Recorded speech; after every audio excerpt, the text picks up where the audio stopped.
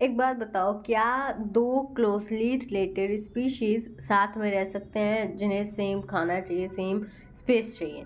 तो इसी क्वेश्चन का आंसर देने की कोशिश करेंगे इस टॉपिक में, which is Gauss competitive exclusion principal. So it would be nice कर आप एनसीईआरटी निकालो और साथ में रीड करने की और समझने की कोशिश करो, ठीक है। गॉस कॉम्पिटिटिव एक्सक्लूजन प्रिंसिपल, बहुत ही important line, state that two closely related species competing for the same resources cannot coexist indefinitely।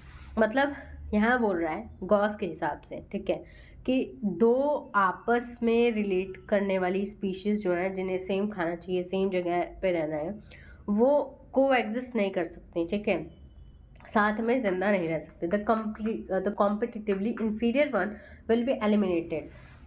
अब जो कमज़ोर स्पीशी होगा वो ख़त्म हो जाएगा, वो एक्सटेंड कर जाएगा, ठीक है, वो उस इलाके से ख़त्म हो जाएगा। This may be true if resources are limiting.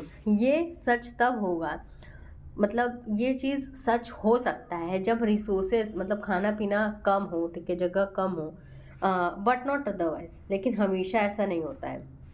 यहाँ बोला है मे बी ट्रू, मतलब ऐसा हो सकता है, अगर खाना कम हो तो उस केस में हो सकता है।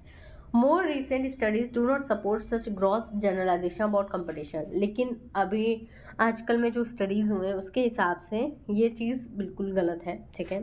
While they do not rule out the occurrence of inter specific competition in nature, वो ये नहीं कह रहे हैं कि दो स्पीशीज़ के बीच में कंपटीशन नहीं होता। They point out that species facing competition might evolve mechanism that promote coexistence. हो सकता है कि जो स्पीशीज़ हैं वो इस तरह से अडाप्ट करें, इस तरह से इवॉल्व हों कि साथ में रहने का, मिल बांट के खाने का तरीका ढूंढ लें, रैदर देन एक्सक्लूजन, मारपीट की जगह, ठीक है। One such mechanism is resource partitioning, ठीक है, तो एक ऐसा ही मैकेनिज्म है रिसोर्स पार्टीशनिंग। तो let me highlight first, Gauss का कॉम्पिटिटिव एक्सक्लूजन प्रिंसिपल, को एग्जिस्ट नहीं कर सकते, ठीक है, इन्फीरियर एलिमिनेट हो जाएगा।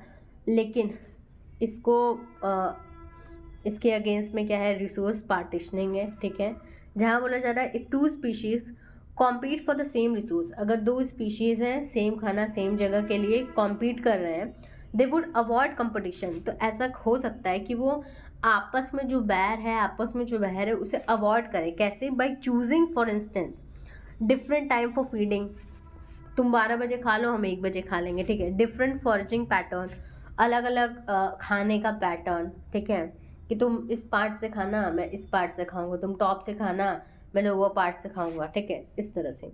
MacArthur showed that 5 closely related species of warblers living on the same tree, मतलब मैकआर्थर एक साइंटिस्ट थे, उन्होंने बताया कि 5 स्पीशीज थी वार्बलर्स की। वार्बलर्स क्या होती हैं? इंसेक्ट को खाने वाली बर्ड्स होती हैं, ठीक है। तो 5 क्लोजली रिलेटेड वार्बलर्स थी जो कि एक ही पेड़ पे रह रही थी, ठीक है।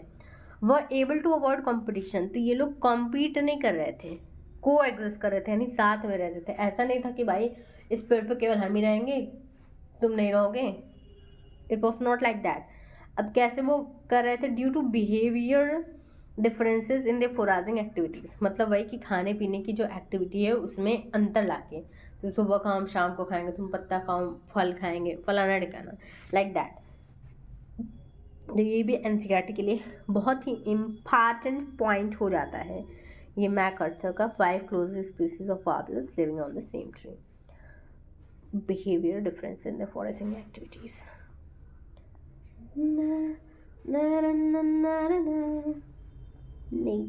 Neat.